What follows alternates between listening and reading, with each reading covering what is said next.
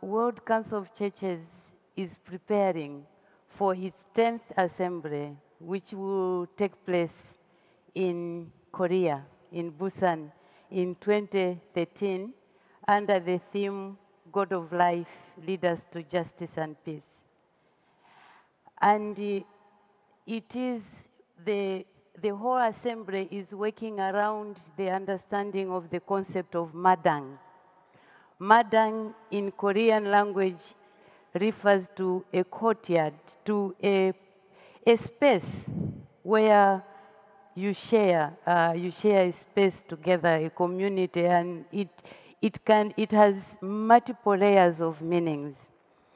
But I want to answer the question that Hilda posed by looking at the understanding of being in the courtyard together as women and men for a future of justice and peace. I can click from anywhere. Okay. Oh, it's a magic. In the Madang Together for a future of justice and peace, I want to start by giving a quick overview of how women have kept on through World Council of Churches asking why they are not around the table. Who is shaping the agenda? And why is it that their issues seem to always end up in the private spaces, not in the public arena? World Council of Churches started in 1948. I will not bother you about that. But in 1948, when there was the first assembly, which is the highest governing body for WCC, in Amsterdam, the women had already organized 2 years before.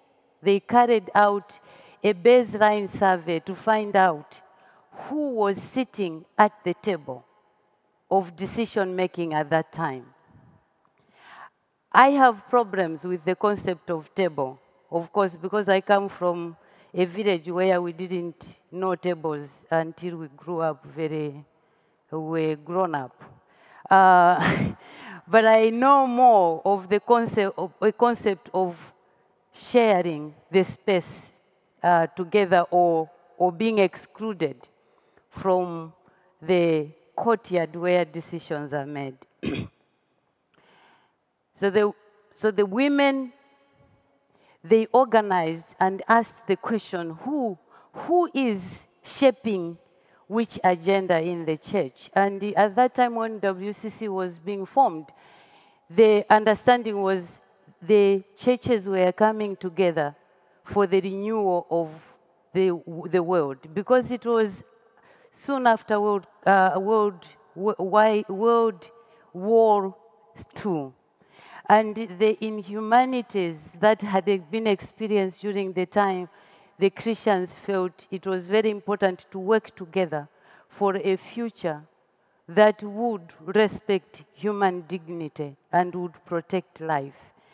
But the concept of understanding that future, that unity, most of the times was discussed exclusively by men. So this baseline survey which they carried out confirmed that actually in all the churches which were already going to be members of WCC, the participation of women was not really at the same level with that of men. And through that, when they met before the assembly, so the first pre-assembly of women was actually in 1948. And those of you who know the ecumenical history will also remember that it was at Amsterdam Assembly where a woman, Catherine Bliss, made a statement that we intend to stay together, which has remained a very important statement in the ecumenical discourse. But she was one of the very few women who were at this assembly. The women at this assembly were there as wives of. So if you didn't have a husband, most likely you didn't go to that assembly. Um, I, so many things have changed, but sometimes they've not changed much. So then from the recommendations of that pre-assembly, the assembly constituted a commission on the cooperation of women and men,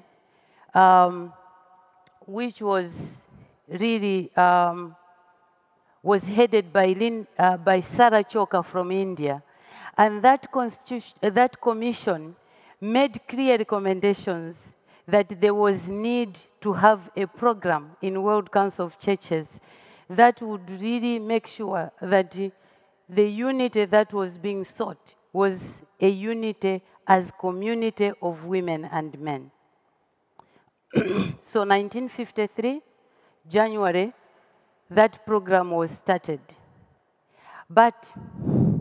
And it was headed by Madeleine Bagot from France. She was the founder of CIMADE. I don't know if some of you know CIMADE, which is still a very active organization that deals with issues of migration in the French-speaking. And Madeleine Bagot, when she became head of that program, she started working around really mobilizing that this unity should be really a community of women and men. But 1 year down the history, in 1954, it was very clear that they could not continue as cooperation of women and men because of the clear disparities. The men were the theologians. The women were most of the times not the theologians. They were in other areas of expertise, and therefore they could not contribute to questions of theology, the theology that shaped the understanding of unity, mission, diaconia, and all other areas that the ecumenical movement was working around. So in 1954, therefore, they recommended that it should be a subunit on women, not cooperation, because cooperation assumes that there is mutual participation. So in 1954, therefore, it became a subunit on women. As a subunit on women, they started now focusing on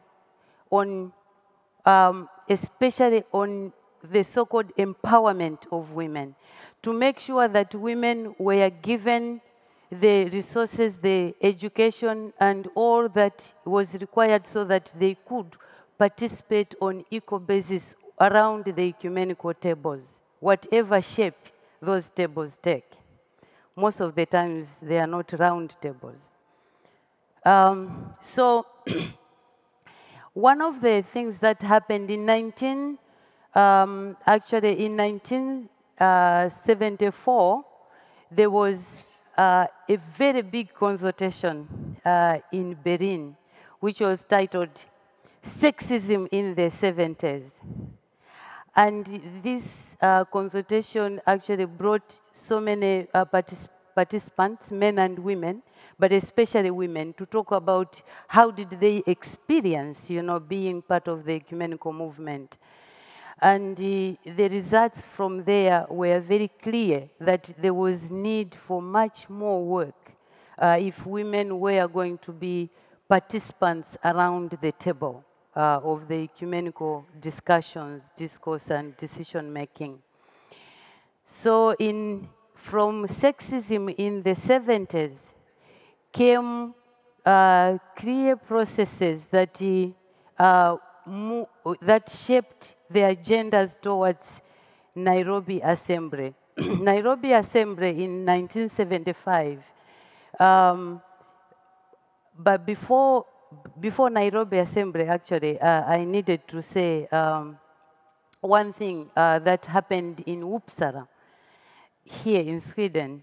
Because Uppsala Assembly in 1968 was very important in that it defined Catholicity and the apostolicity of the church as being inseparable for, for the work against discrimination. That you cannot define the apostolicity of the church and the Catholicity of the church without thinking in terms of issues of justice, of who is discriminated against. And it is from Uppsala Assembly that the program to combat racism was born.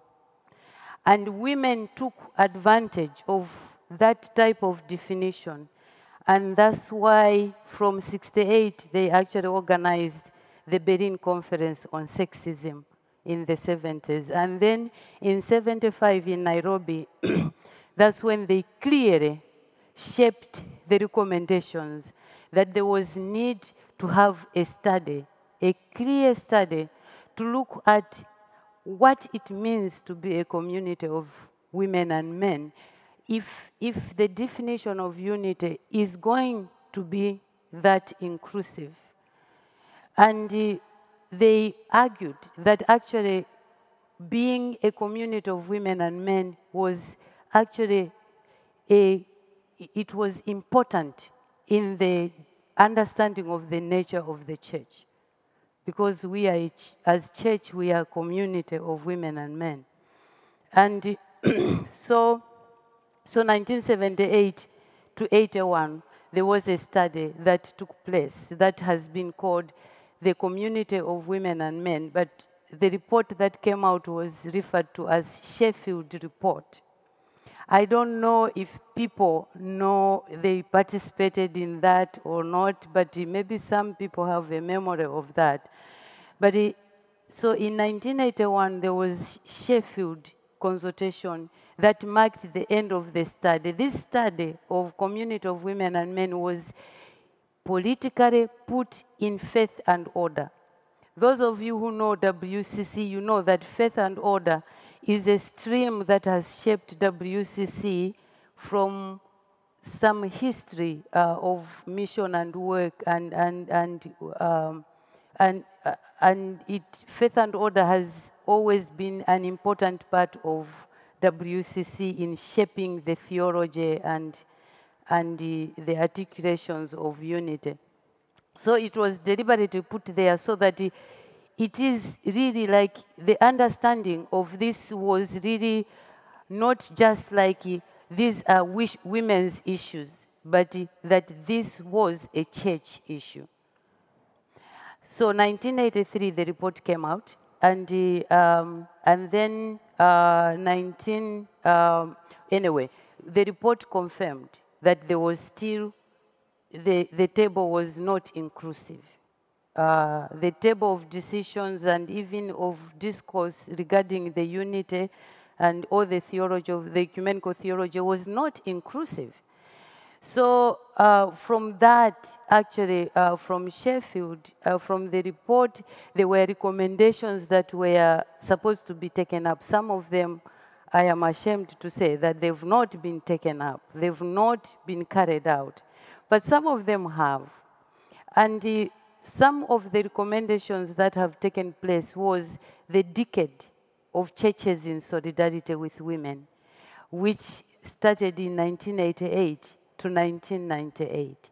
And the decade, actually, many people up to now talk about the decade of churches in solidarity with women.